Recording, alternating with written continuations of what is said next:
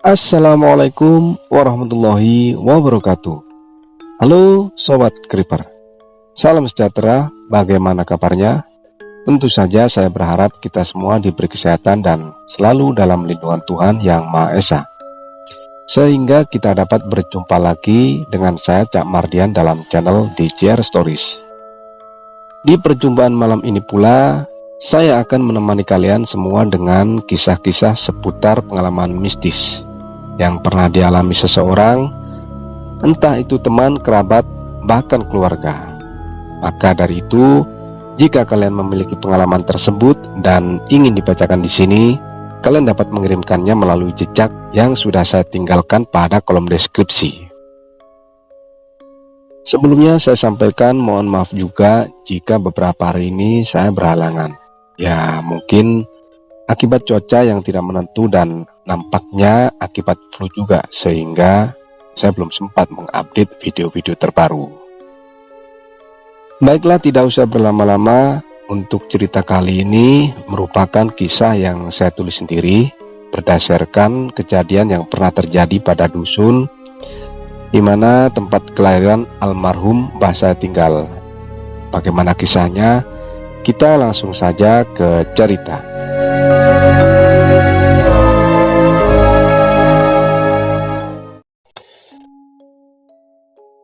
Kisah kali ini sebenarnya memiliki latar belakang kejadian nyata yang terjadi di Kota Bayu, Jawa Timur.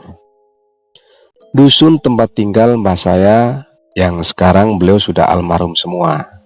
Saat terjadinya peristiwa tersebut, secara kebetulan waktu itu saya berada di TKP, di mana saya sekeluarga sudah menjadi kebiasaan mudik saat liburan sekolah untuk sambang ke rumah Simbah. Namun untuk detail kronologinya saya kurang tahu persis. Yang saya tahu saat itu banyak warga saling berarakan mengelilingi jalan dusun.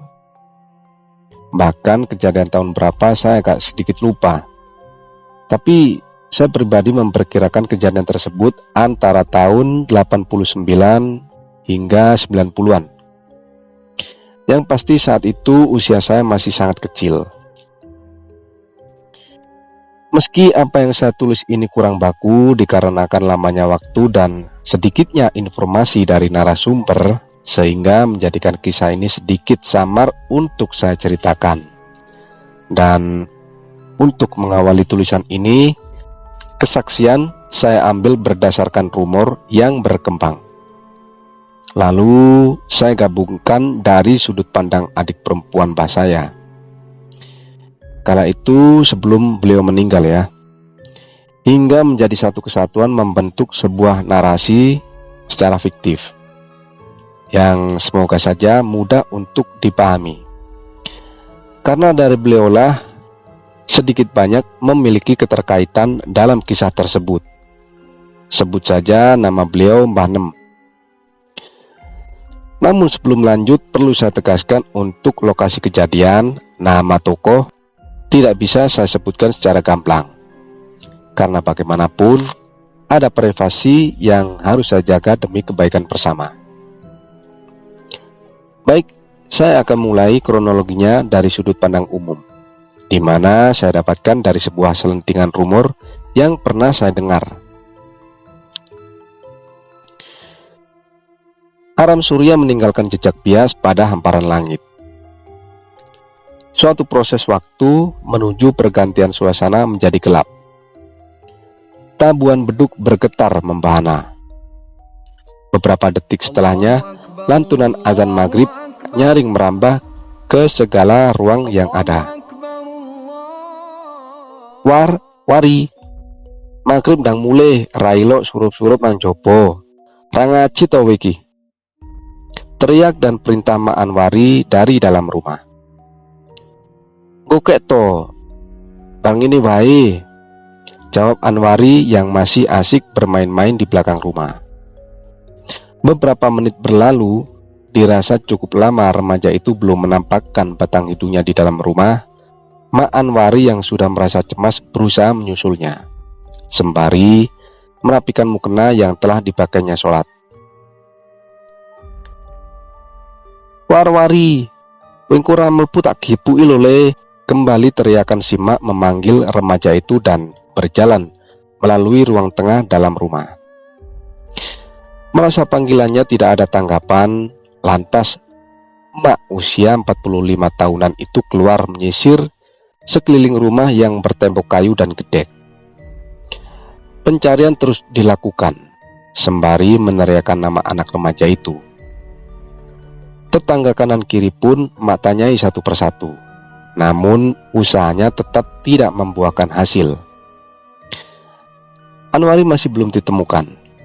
Sampai akhirnya langkah Simak berhenti di pekarangan belakang rumah. Dia mendapati sepucuk kopiah hitam yang biasa digunakan Anwari sehari-hari, tersangkut pada rimbunan batang bambu kecil.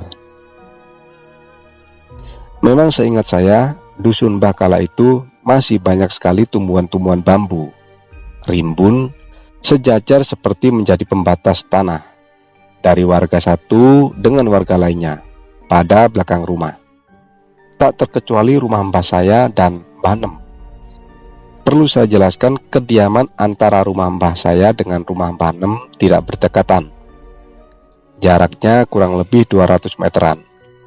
Dan antara rumah Mbah Nem dengan rumah remaja bernama Anwari ini saling berhadapan sedikit ke barat, yang di tengahnya hanya terpisah oleh jalan dusun berlapis sertu. Kedua rumah tersebut pada bagian belakang sama-sama memiliki rerimbunan pohon bambu. Baik, kita kembali ke cerita.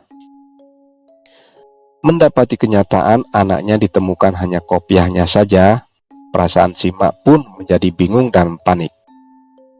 Seketika langkah kakinya dipercepat, dengan berlarian kecil ngalor ngidul, sembari meminta bantuan tetangga agar turut mencarikan anaknya yang belum diketahui keberadaannya.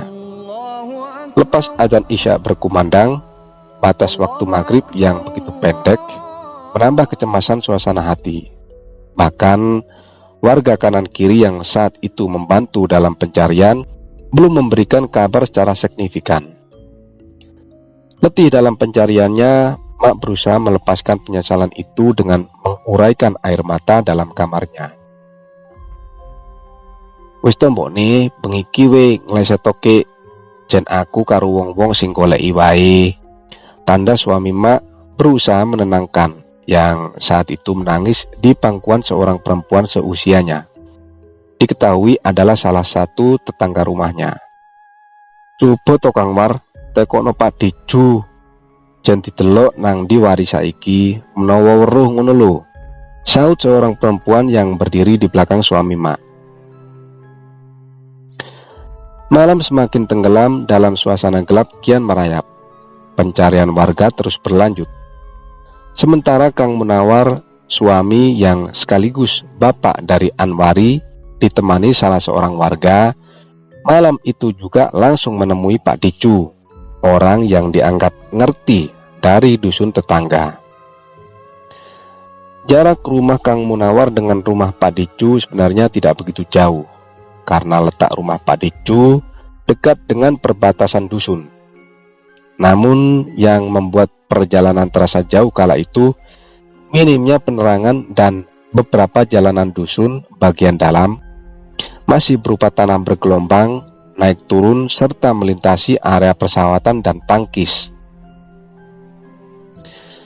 Sehingga jika ditempuh menggunakan sepeda ontel, diperlukan waktu kurang lebih 30 menitan dan penglihatan cukup ekstra. Maklum, di tahun itu masih jarang sekali orang memiliki kendaraan bermotor. Bisa dikatakan hanya beberapa orang saja atau orang tertentu yang memilikinya. Meskipun begitu, sampailah bapak-bapak itu di tujuan, pada rumah sederhana yang hanya diterangi neon 5 watan.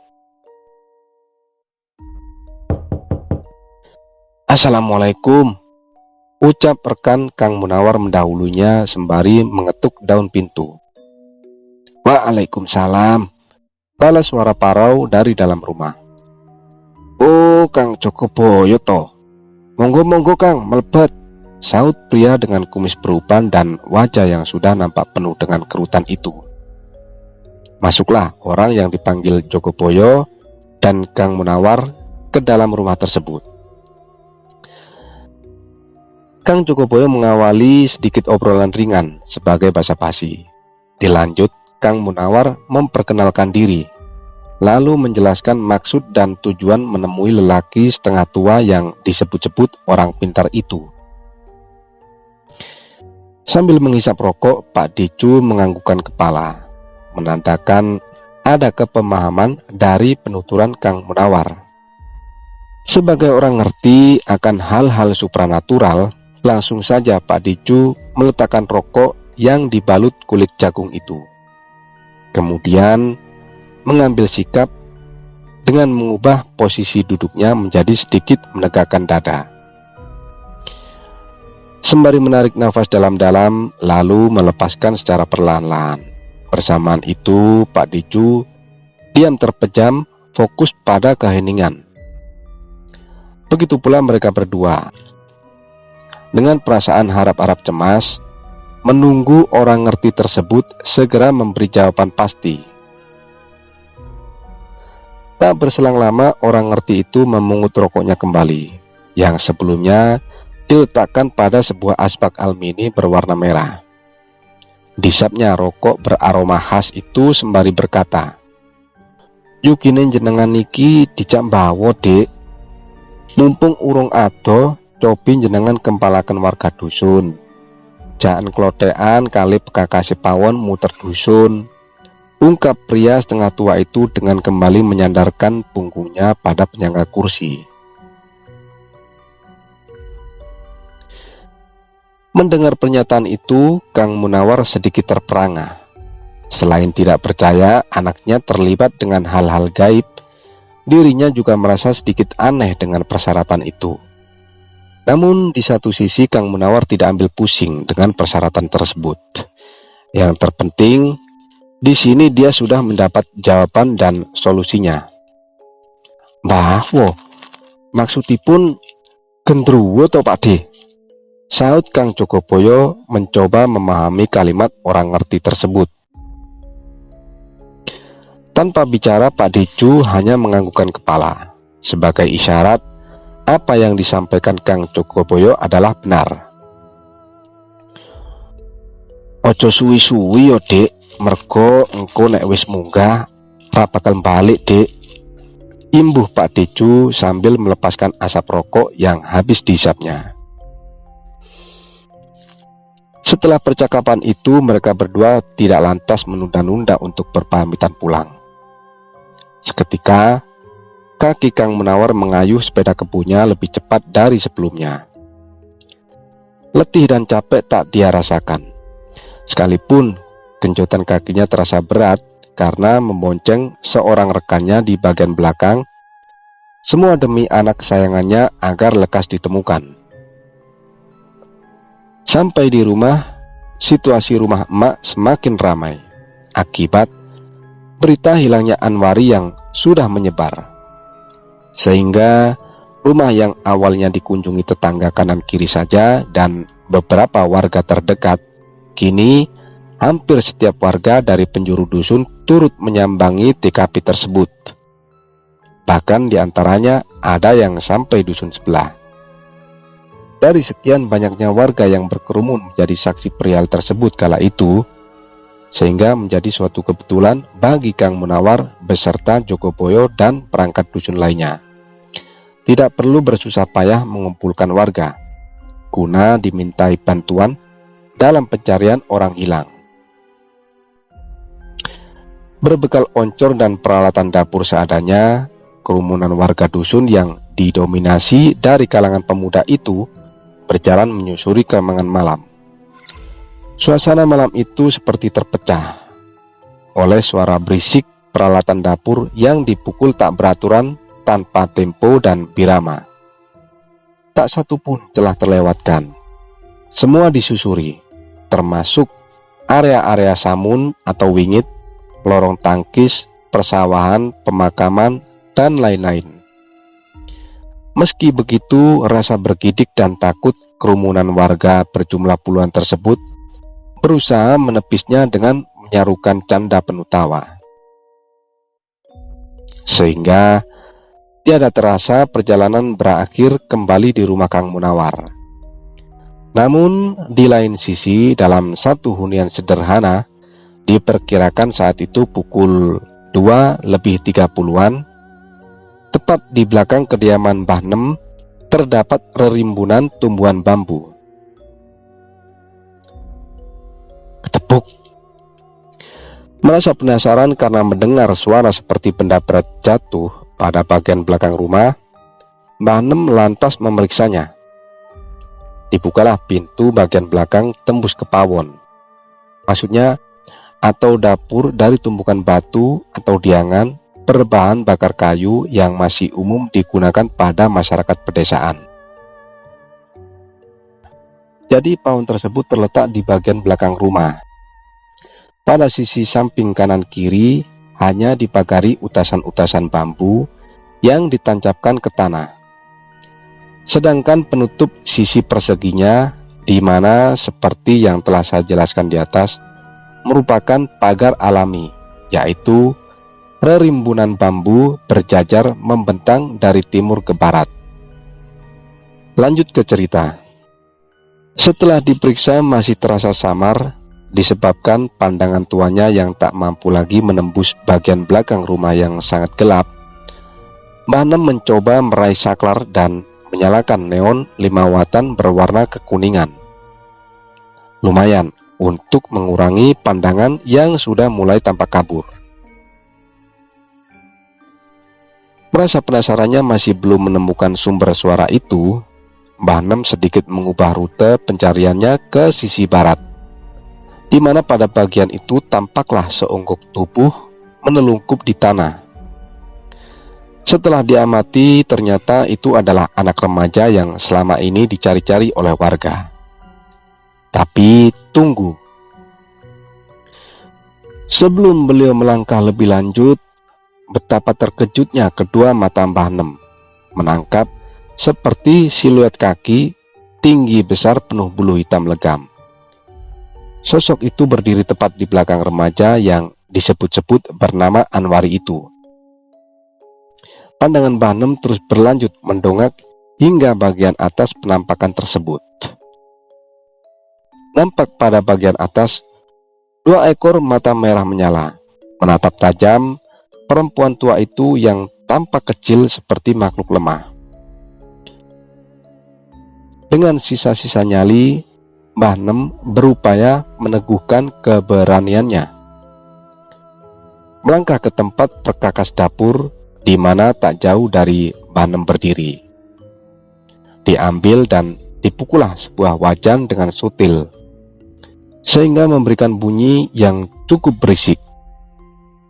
Entah disebabkan dari suara berisik itu atau apa, sosok tinggi besar hitam legam itu lantas berangsur-angsur hilang di antara gelap dan rerimbunan bambu. Sementara anak perempuan Mbah Nem, sebut saja Lek Sari, saat itu tengah membenamkan diri dalam buayan mimpi, merasa terusik akibat suara yang ditimbulkan oleh Simbah. Seketika terbangun, lantas mengecek apa yang terjadi. Nyampo to mak, esuk dedet kok yo melu klontengan, celetuk Lek Sari sambil mengucuk mata. Jali tonduk, delon ngono wi, coba celon wong-wong kon mrene, saut Mbah Nem sambil menunjuk letak posisi Anwari dan penampakan itu berada.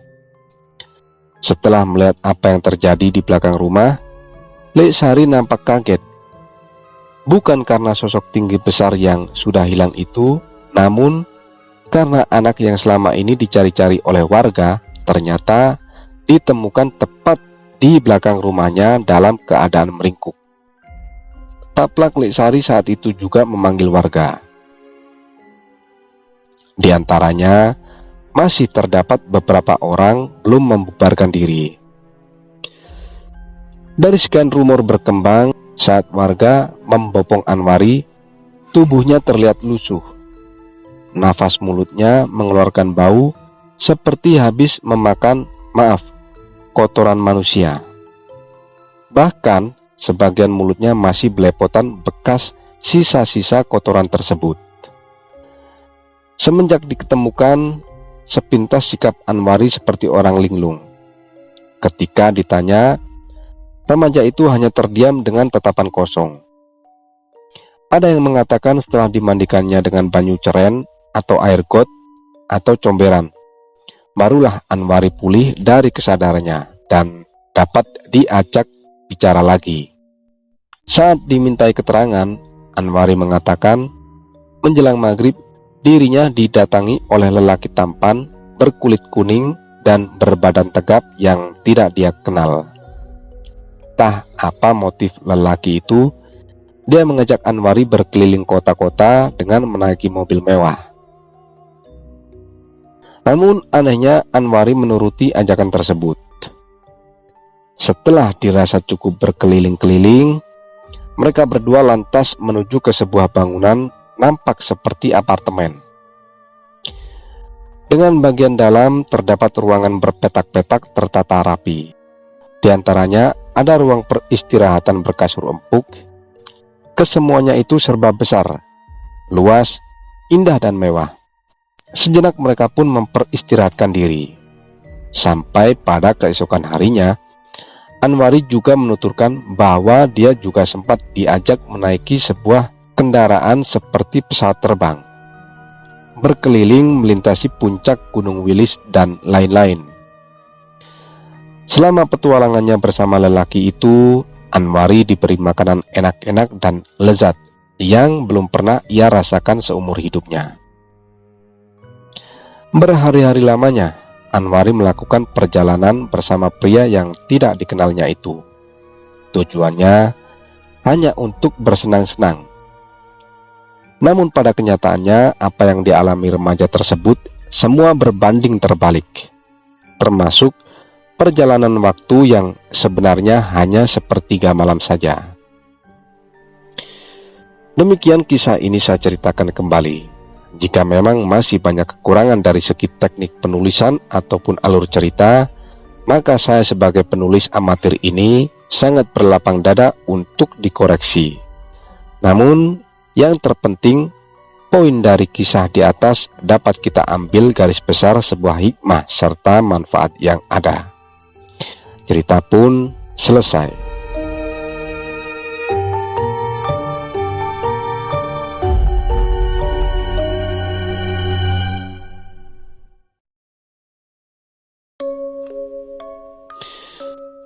Begitulah akhir kisahnya. Dari apa yang saya tulis ini, semoga saja ada satu pengalaman berharga yang dapat kita petik dari kisah tersebut. Selebihnya mohon maaf jika terdapat kekhilafan atas apa yang saya sampaikan. Bagi Sobat Creeper suka dengan cerita-cerita yang saya bawakan, silakan dukung channel ini dengan cara subscribe, like, dan share, agar saya lebih bersemangat lagi dalam membawakan cerita. Jangan lupa pula untuk selalu nyalakan tombol lonceng agar tidak ketinggalan update kisah-kisah dalam channel ini. Sertakan kritik dan saran kalian, tulis pada kolom komentar jika terdapat kekurangan pada setiap konten kami, karena saya pribadi menyadari banyak sekali ketidaksempurnaan pada channel ini, sehingga masih banyak yang perlu kami benahi. Terima kasih atas segala atensinya. Billahi taufik wal hidayah, waridho wal inayah. Wassalamualaikum warahmatullahi wabarakatuh. Salam Creeper.